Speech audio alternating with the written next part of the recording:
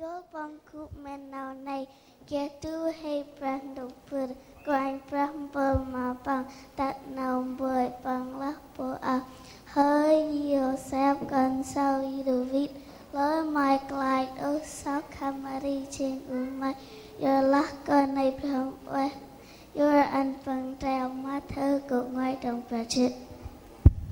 But while he thought one of these things, behold, the angel of the Lord appeared unto him in a dream, saying, Joseph, the son of David, fear not to take unto thee Mary thy wife, for that which conceived in her is the Holy Spirit. Matthew 1, verses 20.